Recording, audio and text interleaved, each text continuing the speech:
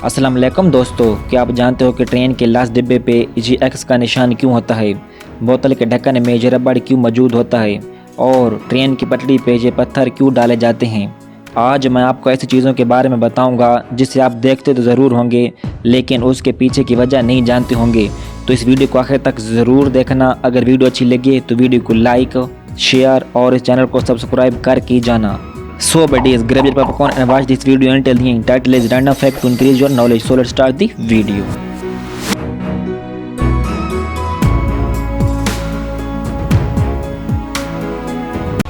Train के आखिरी डिब्बे पे X का निशान।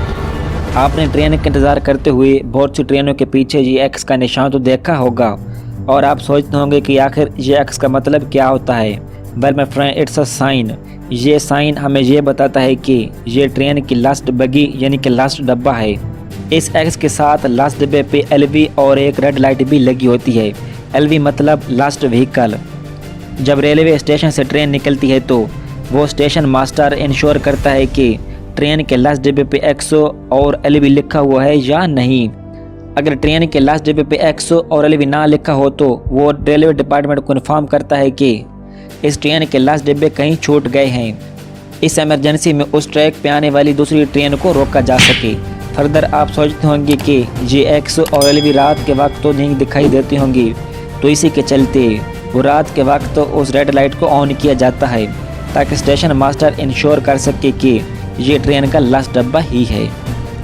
तो दोस्तों, ये था ट्रेन के पीछे X, LV और रेड लाइट लगाने की रीज़न। Books margin. आपने कोई भी बुक पढ़ते हुए ये बुक्स के अंदर स्टार्टिंग और एंड में गैप तो देखा होगा। बहुत से लोग सोचते हैं कि आखिर इसका मतलब क्या है और बहुत से लोग ये भी कहते हैं कि ये प्रिंटिंग का कोई स्टाइल है। पर मेरे दोस्तों, इसकी रीज़न कुछ और ही है। पुराने वक्तों में जब कंप्यूटर नहीं हुआ करते थे तो वो लोग अपनी मालूमात पेपर्स पे लिख दिया करते थे, पर वो चूहे, जी हाँ वो चूहे, उन वर्क को काट देते थे।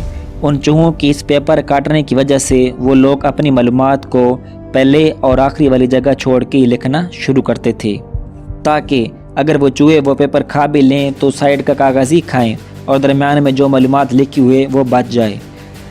तो ये उस वक्त का ट्रेंड आज तक चलता आ रहा है। एक चूहों की वजह से हमने ये ट्रेंड अपनाया। गजब बात है ना। प्लास्टिक रबर डिस्क इन अ बोतल कैप। आपने बोतल की कैप में मौजूद इस रबड़ को तो देखा होगा। एक्चुअली ये रबड़ प्रेशर सील के तौर पे काम करता है। एक ऐसी चीज़ जो बोतल के अंदर मौजूद गैस को बाहर नहीं निकलने देती। सिर्फ इस सील के चलते बोतल फुली एयर टाइट होती है। अगर ये बोतल की कैप में ना होती तो बोतल में मौजूद गैस धीरे धीरे से बाहर निकलने लगती, तो बोतल में मौजूद गैस ख़त्म हो जाती और आपको कोल्ड ड्रिंक पीने का मज़ा नहीं आता। पैन में छेद। आपने अपने बर्तनों में मौजूद ये छेद तो देखा होगा। आपका ख्याल होगा कि ये बर्तनों को टांगने के लिए होता होगा, बट माय फ्रेंड, इससे आप बर्तन तो टांग सकते हैं लेकिन असल में इस छेद को बनाने की वजह कुछ और है। पहले खाना बनाते वक्त चम्मच को नीचे रख दिया जाता था और नीचे रखने की वजह से वो चम्मच ख़राब हो जाता था।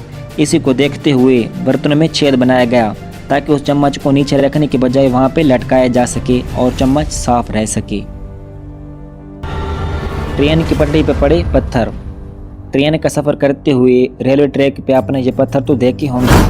आप सोचते होंगे कि ये पत्थर इतनी लंबी और भारी गाड़ी को कैसे बैलेंस कर लेते होंगे। तो बात ये है कि ये ट्रैक इतना ज़्यादा सिंपल ही नहीं होता। इस ट्रेन की पटरी की फुल डायग्राम जी है। सबसे ऊपर लोहा लगा होता है, उसके बाद ये कंक्रीट के बने हुए ब्लॉक्स होते हैं जिन्हें स्लीपर्स कहते हैं। उसके बाद ये पत्थर होते हैं और इन पत्थर को बैलेस्ट कहते हैं। इन पत्थरों के नीचे दो और लेयर्स होती हैं और फिर आती है नेचुरल ज़मीन। इसीलिए आपने देखा होगा कि ये रेलवे ट्रैक नॉर्मल ज़मीन से ऊंचा होता है क्योंकि इसके नीचे बहुत सी सेटिंग हुई होती हैं।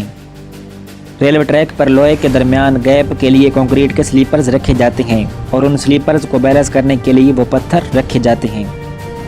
एक ट्रेन का वज़न करीबन 10 लाख किलो होता है, तो आप समझ सकते हो कि इतनी बड़ी ट्रेन को बैलेंस करना लोहे और कंक्रीट ब्लॉक का काम नहीं होता। इन सब को बैलेंस करने के लिए वो पत्थर रखे जाते हैं। यहाँ पे सिर्फ नुकीले और रफ पत्थर ही यूज़ किए जाते हैं ताकि वो एक दूसरे से कम टकरा सकें। अगर इनकी जगह गोल गोल पत्थर यूज़ किए तो वो आपस में टकरा कर दूर जा सकते हैं और रेलवे ट्रैक टूट जाएगा। اور ان پتھروں کا ایک اور کام یہ بھی ہے کہ یہ ریلوے ٹریک پہ گھاس کو نہیں اگنے دیتے۔ ان پتھروں کی وجہ سے جتنی بھی تیز جتنی بھی بھاری گاڑی آ جائے وہ ٹریک ایک ہی جگہ پہ بیلنس رہتا ہے۔ Thanks to railway track stones.